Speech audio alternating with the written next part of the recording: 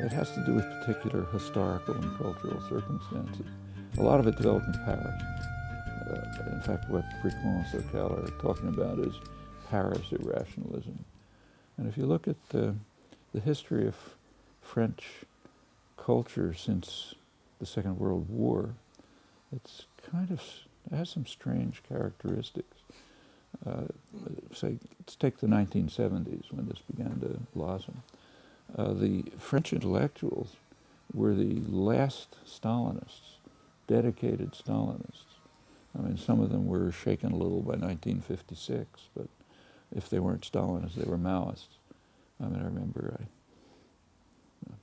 I don't know if it's fair to mention names, but say Kristeva, I happened to meet in the mid-70s, flaming Maoist, and it was pretty common all the way through.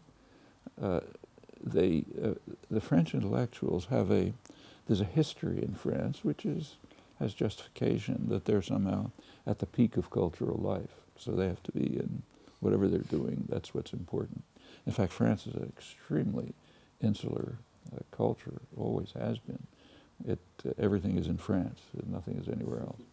Anything that's anywhere else doesn't matter. So for example, take say some other domain, logical positivism. I mean, it spread over the world in the 20s, 30s. By the 1950s and 60s, it had been sort of assimilated into other currents. It wasn't a passionate ideology anymore. It never even reached France. The first translations into French, of course, of work of the, say, Vienna positivists, it was actually in the 1980s. And it was from a young French philosopher, Pierre Jacob, who came to Boston, learned about it, and then came back and translated work from the 1930s and 40s, which by then had kind of mostly been forgotten in the West and was just being revived in Paris. I mean, it's even true in fields like in the sciences.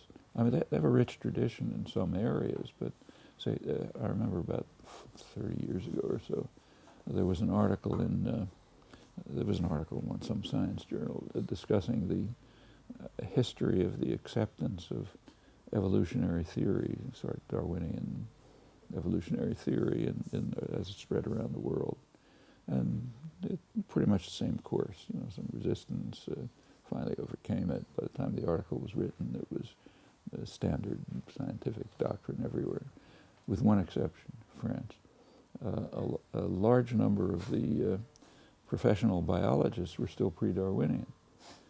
This didn't seem plausible to me, so I asked a friend who's a Nobel laureate in biology who got his education in France, in fact. I asked him, does that make any sense? And he just laughed. He said, the only reason it isn't 100% true is that Jacques Monod had been in the resistance, and as a reward for his resistance service, he was granted a small laboratory. And out of that laboratory came all of the great French modern biology. Monod, Jacob, other great biologists. It's that little item. Well, this gets back to the Stalinism and Maoism of the 1970s. That suddenly collapsed. One of the things that caused it to collapse was Solzhenitsyn's Gulag. It was translated in France, big sensation. All of a sudden, everyone became a passionate anti-communist. And since it's Paris, they had to be the first ones who ever discovered it. So I remember going there and hearing from leading intellectuals things I knew when I was 10 years old, because we were reading it then, But it was all new, discovered, and they had to have something novel. Well, what do you do that's novel? I should add another feature of Paris cultural life. The French intellectuals tend to be, vedette, and they're media stars. So French intellectuals are taken very seriously. They're on the front pages of Le Monde and so on. It's probably not a good thing. But if you want to be taken seriously, you have to have something exciting to say, like a movie star, or a television figure. And it's not easy to come up with exciting new ideas. So you have to come up with crazy ideas. And then they can make it to the front pages. And this is kind of what went on. Well, one of the ways to have exciting new ideas is to tear everything to shreds and say everything was wrong. You know, the Enlightenment was wrong. There's no foundationalism. They're right. There's no foundationalism. That was known in the 17th century. But they had to rediscover it and put it in a fancy way and so on and so forth. Well, out of this comes this irrational tendency, which was very welcome in many areas because it did undermine dedicated activism. I happened to be in Paris a couple of months ago, about a year ago, I guess, giving talks. And one of them was a big political talk organized by Le Monde Diplomatique. And good usual discussion, questions from the floor and so on.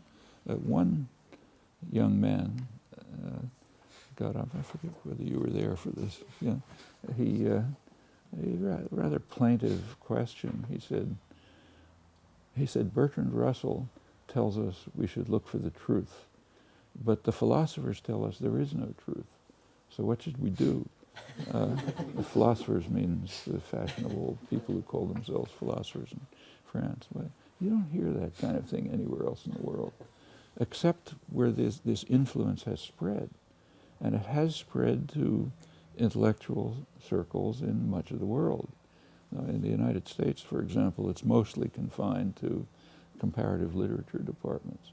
So if they talk to each other in incomprehensible rhetoric, nobody cares.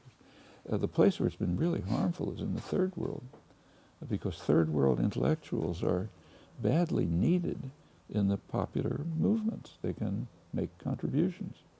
And a lot of them are just drawn away from this. Anthropologists, sociologists, and others, they're drawn away into these arcane, in my view, mostly meaningless discourses, and are dissociated from popular struggles. And you can see the impact. I mean, I've had experiences around the third world. It's kind of unfair. Maybe I won't even talk about them, but they really indicate how the level of irrationality that grows out of this undermines the opportunities for doing something really significant and important. I mean, you know, rationality is it's a tool that you better have if you want to achieve anything. You might as well have some grasp of what the real world is like. If you give up on that, you can be an easy victim for any outside force. It is kind of like consumerism.